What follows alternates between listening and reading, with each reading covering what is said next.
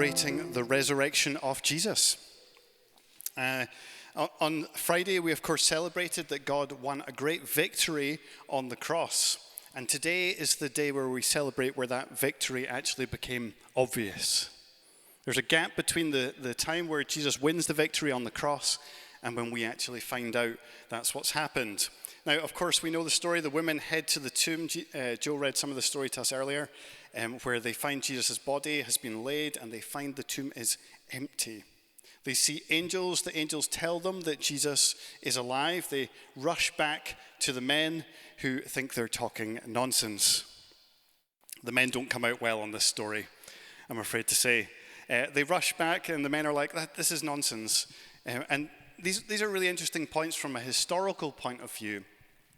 Because firstly, the fact that the women are the first to the tomb is verified across all the sources. But it's not the sort of thing that first century males would have made up. Secondly, the men didn't believe them. Again, this doesn't paint the men in a great light. So we can be confident these stories are actually genuine and not something that was later made up. Anyway, then Peter goes to see for himself. He doesn't trust the women, so he goes for himself. And he doesn't find anything. No vision, no angels, just an empty tomb. And he's confused. I find it fascinating that the initial thing that happens with the resurrection news is confusion, doubt, and unbelief. How human of them. How human of them. And in the midst of this confusion is where we're going to pick up our story today. So this is the very last in our series of Come to the Table, because Luke's gospel has one more meal for us. And it's a post-resurrection meal. One more moment with Jesus around a table. So we're going to pick up the story in Luke chapter 24, verse 13. We're going to read it in small sections, and then I'm going to kind of talk us through as we go. So this is the story on the road to Emmaus.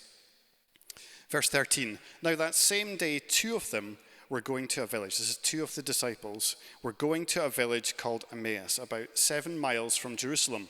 They were talking with each other about everything that had happened. As they talked and discussed these things with each other, Jesus himself came up and walked along with them, but they were kept from recognizing him. So two of the disciples, following the events of the empty tomb, are on their way to Emmaus. We're not told specifically who these are. Some people, we find one of the names in the story. We'll get to that in a bit. We're not told explicitly. It could be husband and wife. It could be two male disciples. We're not actually 100% sure who these people are. But significantly, they're leaving Jerusalem. We're not told why. Maybe something urgent came up. They had to leave. But from the story, this seems really unlikely. It seems much more likely these are two disciples who are losing hope. Rather than stay with the other disciples in Jerusalem to figure out what's happening, they leave. And they walk this 7-mile journey, which would have taken a couple of hours for them to walk. And as we were discovered, they have a home in Emmaus.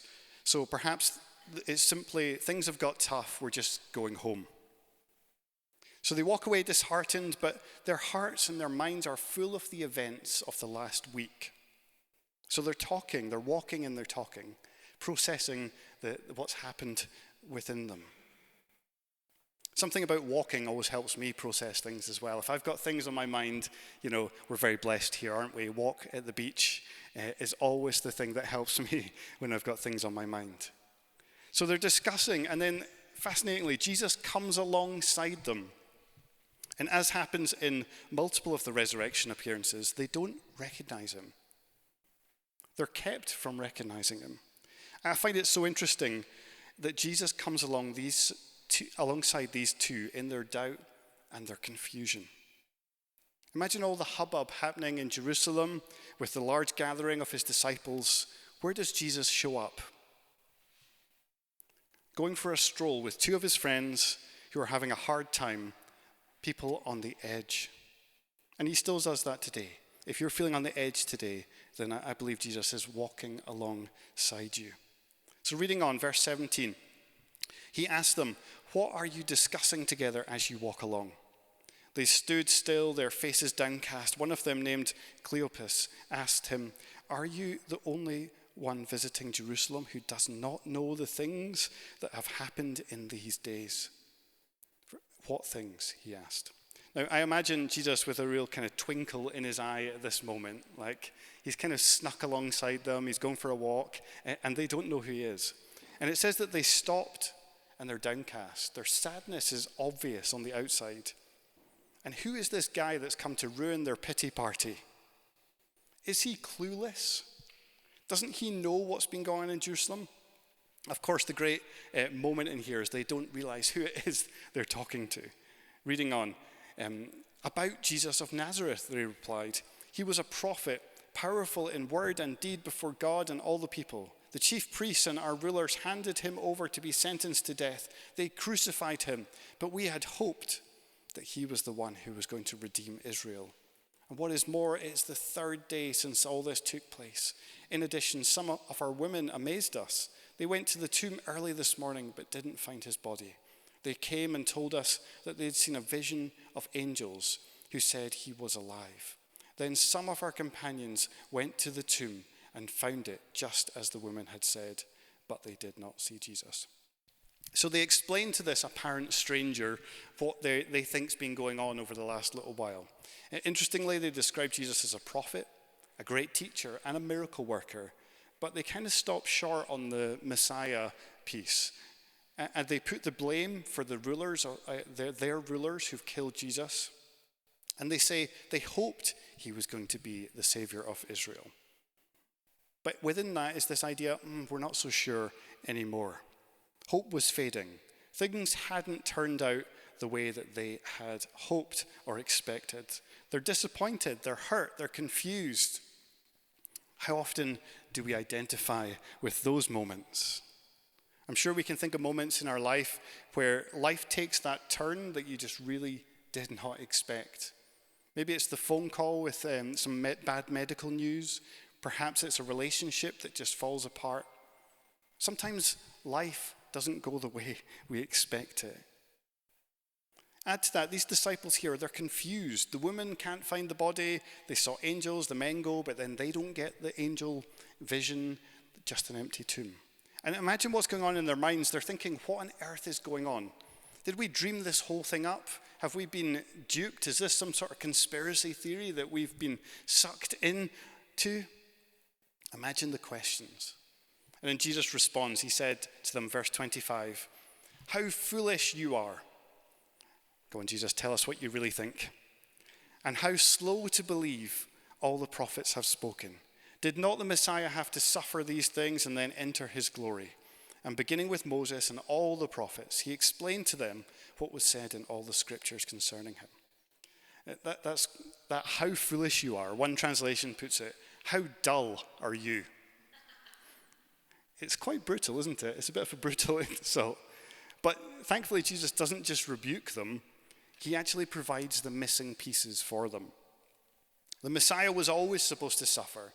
So beginning all the way back through their scriptures, he then begins to talk them through the story.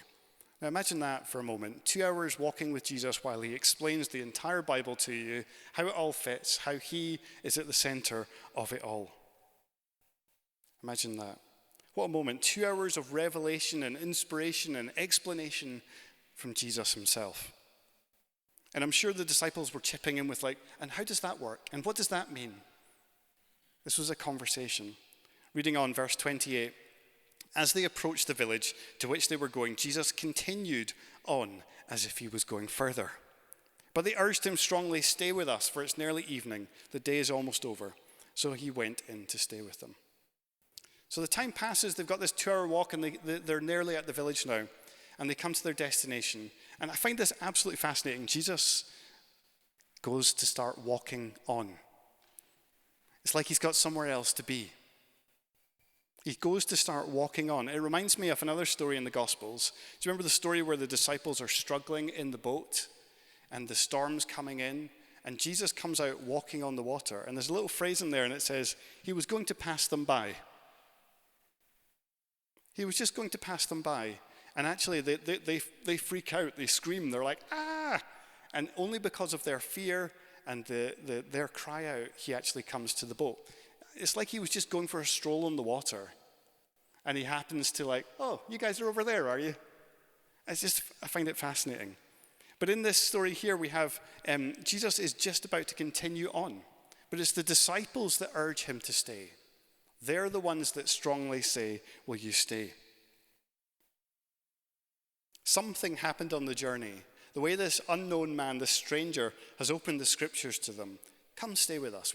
We want to know more. Imagine what would happen if they hadn't urged him.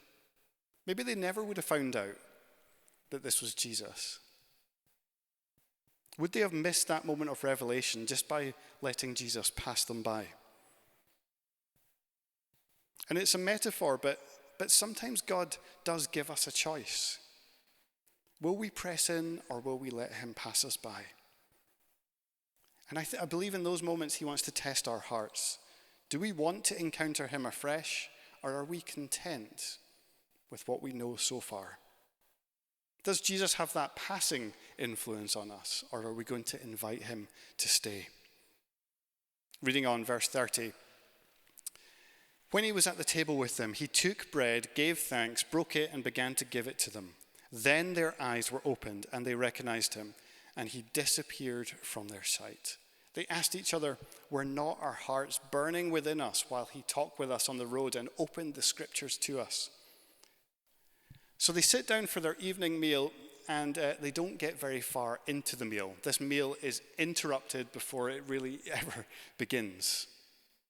And of course, we hear this term breaking of bread, and we immediately jump back to the Last Supper. And that is some of Luke's intent. But for these two disciples, they weren't as far as we know, they weren't actually at the Last Supper. So for them, that's not the connection that happens here. This was simply the custom of their day. This was a normal meal. It was custom in their day that at the start of the meal, the host would take the bread and they would break the bread and they would hand it out. And they would give thanks. And that was how they began their meals. So this wasn't a special meal. This was just a normal, let's have dinner with Jesus moment. However, Luke, when he's writing the story, he is definitely trying to make a point here. Because the very last meal that we have is the Last Supper that Vivian did a great job explaining to us last week. And there's a really simple point here that Jesus is recognized in the breaking of bread. That Jesus is recognized in the breaking of the bread. We've mentioned it a few times in this story, but again, it doesn't matter where Jesus goes, he becomes the host. So you see here, he's taking the role of the host. He's breaking the bread.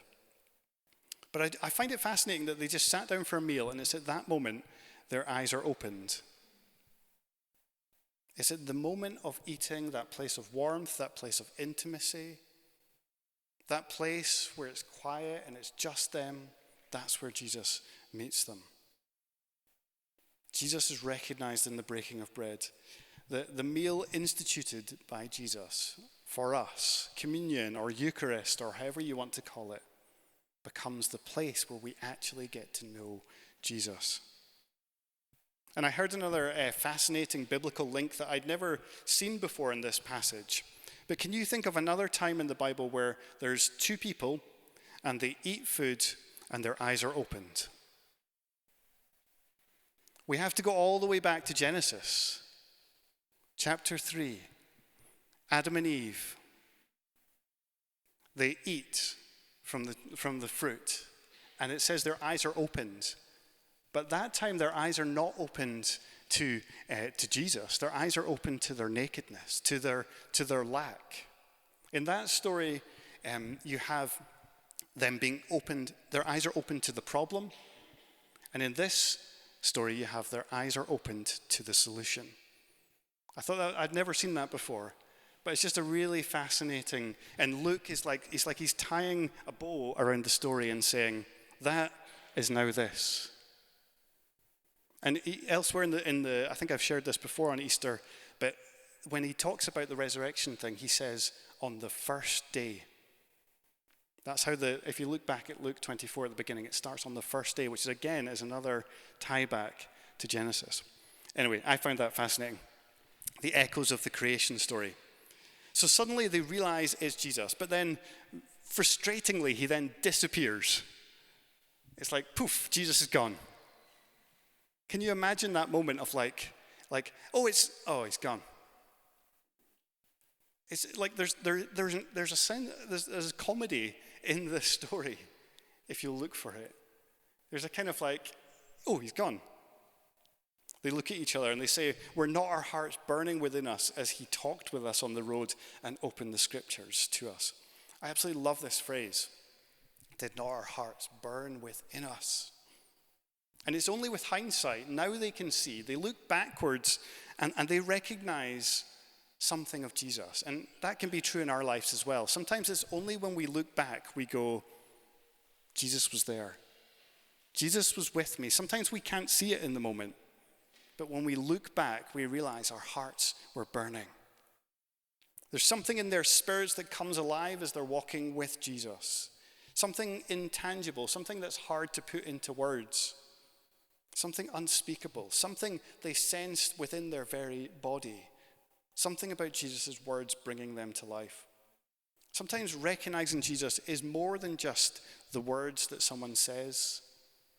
Sometimes you just get a scent of Jesus. Like a sense like, this is Jesus. Jesus is in this. You're maybe listening to someone talk about something, and the way they phrase it, the way they say something, and you're like, there's Jesus in that. Because I believe Jesus is everywhere, waiting to be discovered. Can we train ourselves to be those who, yes, can see it in hindsight, but can recognize Jesus in the moment? And it's because Jesus comes sometimes in unexpected forms. So we're nearly at the end here. Verse 33. They got up and returned at once to Jerusalem. There they found the 11 and those with them assembled together and saying, "It is true. The Lord has risen and has appeared to Simon." Then the two told what has happened on the way and how Jesus was recognized by them when he broke bread. So now, for whatever reason, the plans have changed. The meal never gets finished. Whatever they've prepared is just left. They abandon everything and just head back to Jerusalem. The food is abandoned. They rush. And we know it's already evening time. Traveling at night down the dirt paths wasn't exactly the safest option in those days. But that doesn't stop them. They know that in this moment, they're like, we need to get back into the fray. We need to get back into the midst of everything. We need to tell them what we've seen. And I wonder actually if this is why Jesus appeared to these disciples. To bring them back into the story. They've got hopeless, they've got disappointed, they've decided it's time to go home. And Jesus shows up, walks alongside them, and invites them back into the story. And maybe Jesus is saying that to you today. If you feel on the edge, maybe God today, on this Easter Sunday, is inviting you back into the party. So they find the 11 and the other disciples, and they're already partying. Simon has now seen Jesus. Now, I imagine at this point the women are sitting in the corner like this. We told you. But now Simon has seen. Now we believe them. Anyway, it started to dawn on the group what this actually means. And these two disciples are sharing their story about what happened on the road. And in the next section, we're not going to read this today, but Jesus then, in the moment, while they're sharing the story of what happens on the road, Jesus appears in the room. Just as they're telling the story about what he's been doing on the road. And he gets them to look at his hands and his feet, still marked with the horrors of crucifixion. And again, Jesus does what he loves to do. He eats food with them. Of course, his last meal was interrupted, so I don't blame him. But he eats food with them. And these disciples are there for that moment. Jesus brings them back in to that place of encounter. They don't miss out. Now, I absolutely love this story. This is one of my favorite stories. There's like so much in it. There's just so much depth, so much fun in it. It's not a deadly serious story. But I find it's just a fascinating thing. I want to kind of make a few general points around what we can learn from this passage with an eye to this whole series. This is the end of this series, Come to the Table. So I just want to use this moment as a time to reflect on where we're at, and then I'm going to pull a few things out of the passage specifically. So our heart, when we started this series, it was birthed out of this idea of us opening up our homes to people outside the church.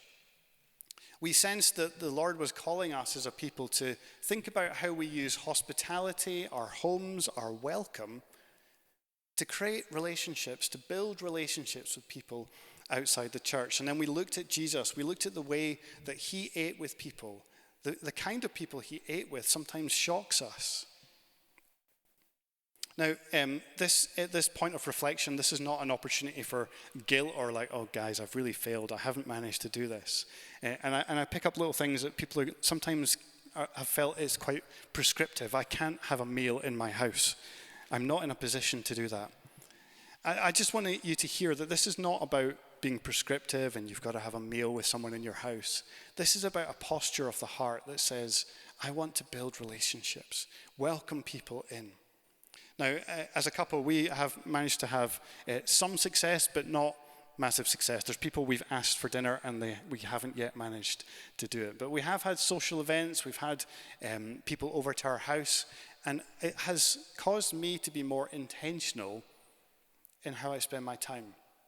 It's caused me to lean in that little bit more to those conversations with neighbors, those conversations at the school gate for us, those parents that we see most weeks. It's caused me just to lean in and say, this relationship's important.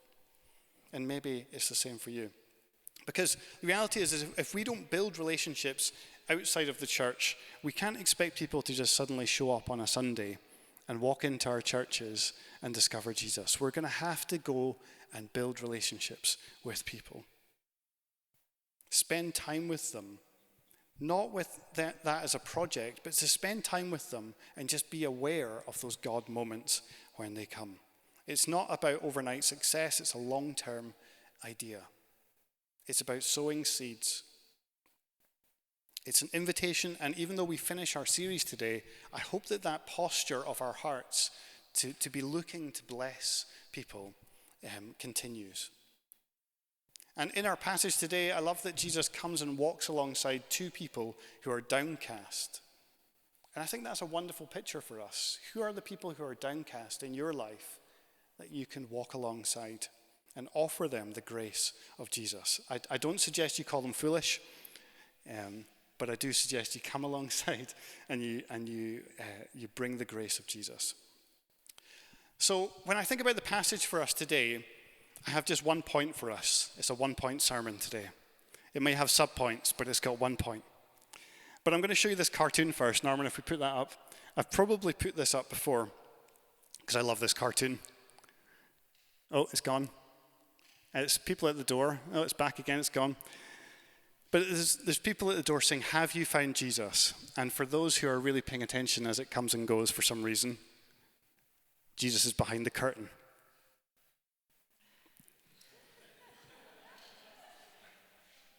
I just love that. It's great. And it's because the main point I have today for us is simply this. Don't miss Jesus. Don't miss Jesus. I think one of the fascinating things about this story and the other resurrection accounts is how many times people fail to recognize him. There's something about the resurrection that's both similar and different. They recognize him sometimes, they don't recognize him. Of course, Jesus can now appear, disappear, walk through walls. He's got all the best party tricks. Apparently, resurrection bodies are not subject to the same physical laws that our bodies are. Yet he can still eat, he can still be touched. But the fact that Jesus is not always recognized fascinates me. I don't think he's being contrary or difficult. I think there's a sense of playfulness in Jesus, and it's really clear in our passage today. I love the way he's like, oh, really? What's happening in Jerusalem? What's been happening? Did I miss something?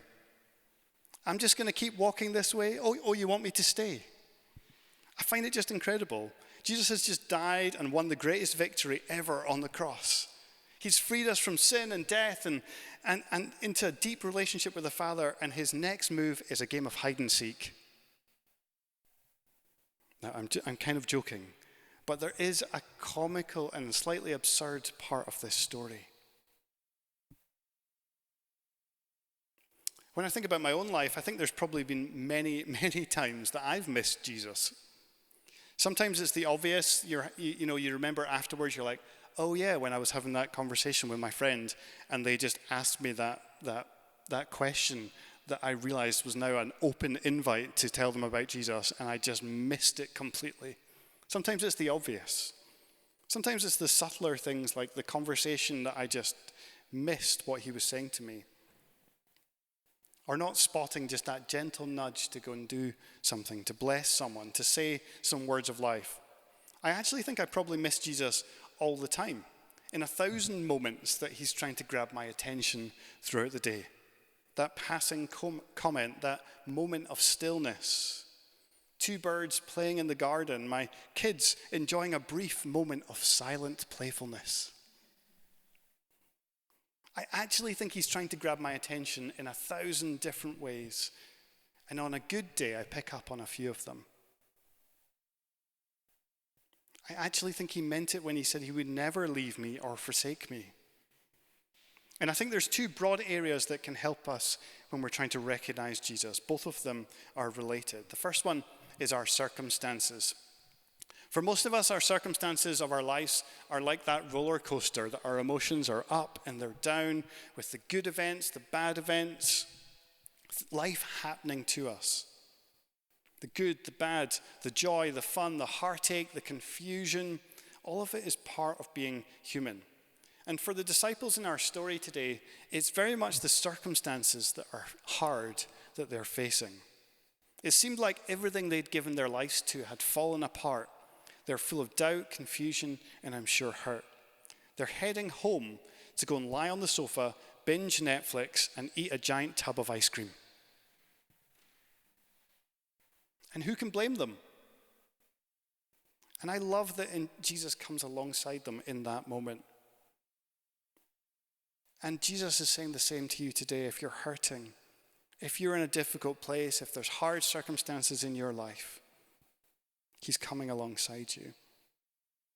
But sometimes our circumstances prevent us from recognizing Jesus. We're always confident that God is with us when we're winning. Do you know, you must notice this, that when you have sports stars who have a faith in Jesus, the only time they actually give thanks to God is when they win. I just want to thank God for the victory today. How many do you say, I just want to thank God for the loss today? Because when life is good, it's easy to be like, yeah, God is with me. He's my helper. I'm an overcomer in him. But when life is hard, that's when we fail to see the truth. When we fail to see that Jesus is actually walking alongside us. So our circumstances sometimes prevent us from seeing Jesus. But the good news is that he's close to the brokenhearted, the confused, the doubting. None of these things prevent Jesus from walking with you. So don't let the circumstances of your life determine whether you get to see Jesus or recognize him with you. And rather than waiting for hindsight, because often with hindsight we look back and we say, yes, God was with me in that hard time. What about in the midst of the pain if we say, Jesus, where are you today? Where are you today, Jesus? Show me. So the first one is our circumstances, and the second one is our assumptions. Now, Jesus shows up in unexpected places and unexpected ways. And often we miss Jesus because we've made assumptions about the ways he shows up and where he shows up. You know, Jesus is probably too busy with all those other people. You know, the important people. You know, the other 11 disciples and that whole crowd, maybe the other 100 disciples in Jerusalem. Jesus is going to be over there. That's where the party is. not on this dirt path 7 miles outside of Jerusalem, he wouldn't show up there. You know, Jesus is too busy blessing that big city center church over there. He's not going to show up here. We have assumptions about the way that Jesus shows up. Sometimes we fail to see him because of those assumptions. And like we've explored in this whole series, Jesus shows up in places you wouldn't expect. Always be careful about saying God would never do that, because he might just. And I've heard stories time and time again that have completely stretched my view of God. And if you haven't in a while, I encourage you to read something or find something that stretches you in terms of what God is like. I'm just going to share briefly a story I heard once about a painting. A friend of ours was involved in this story, and they told us some of the details. I might get some of the specifics slightly vague because they were told me a while ago, but someone painted a painting, and it was a really simple painting, and it had the word hope in yellow. I think it was on a blue background, and it was just the word hope. Nothing particularly special about this painting. And they painted it in the context of church and worship, and they felt like God was just saying that he's bringing his hope. Now, somebody had come along for prayer for healing, and I believe they had a brain tumor. And the person who was praying for them remembered they'd seen this painting just across the church. So they went and got this painting, and they said, I think you have to look at this painting. So they held up the painting for them and just prayed that God would heal them. And as they looked at this painting, they felt something oozing out of their ear. This is a bizarre story. And they later go back to the doctor and find that this brain tumor has completely disappeared. That blew my mind when I first heard that story. Because what then happened was they then took this, they printed postcards of this painting, and they started showing it to people, and lots of different people were getting healed. Why? I really don't know. How does that work? Again, I don't know. But for some reason, God decided to anoint a painting that when people looked at it, they would be healed. That stretched my brain when I first heard it. I can see some of your brains going, ch-ch-ch-ch. Looking at a painting could heal someone. But my assumptions about how God moves and how he might do something can sometimes get in the way of what I am expecting God to see. I don't understand things. But then Jesus said, you know, and the Bible says to us, that no eye has seen, no ear has heard what God has prepared. So if it's not beyond us, then maybe we just need to think about our expectations. It takes a humility to say, wherever you want to show up, however you want to show up, God, I want to see you. I want to recognize you. So our circumstances and our assumptions can get in the way of us seeing Jesus. And I believe the invitation for us today and this Easter is just not to miss him. Don't miss Jesus. I absolutely love this proverb. We'll put it up on the screen. Proverb 25:2. It says, "It's the glory of God to conceal a matter. To search out a matter is the glory of kings." It's the glory of God to conceal a matter. Sometimes God actually conceals things that people might go and find them. And we see this in lots of places in the Bible, that God actually sometimes hides things. I don't believe God hides from us, but I believe God hides for us. He's hiding for you. Where will you find him? It's a bit like playing hide and seek with my girls. Like, if I was to play hide and seek with Ella and Abby, and I took it far too seriously and dug myself a bunker in the back garden and had like fake grass put across the back garden and got myself in there with food supplies, and I was going to be in there for days, and that's not fun, is it? Like, they would be frustrated after 10 minutes of looking for me. When you're playing hide and seek with kids, you hide in such a way they find you. And I think sometimes God is like that with us. He hides in such a way that we'll find him. Like that silly picture of Jesus with his feet sticking out on the curtain. He hides for us, not from us. So will you seek him? Will you open your eyes to where he is in your life today? So this Easter Sunday, as we celebrate the new life we have in God, as we revel in the fact that he's alive, that death and sin have been defeated, as we rejoice that Jesus is enthroned king over the whole world, as we marvel at the fact that God came and rescued us, as we joyfully proclaim that Jesus is Lord of all, let's make sure we don't miss Jesus. Let me pray for us. Lord, I pray that you would open our eyes to see you. In the same way that these disciples saw you, God, I pray that you would reveal yourselves to us. Show us where you are, God. And as you invite us to come and seek you out, God, I pray that we would come to know you more. We don't want to just speak about you this Easter. We actually want to meet the risen Jesus. And I thank you that you meet us where we are. You meet us on the road of disappointment. You meet us on the road of pain. And you meet us in the place of celebration. And God, I pray for each of us today that we would see you, we would meet you, and that you would do something in us to cause our hearts to burn again. Bring us alive in you, God. Amen.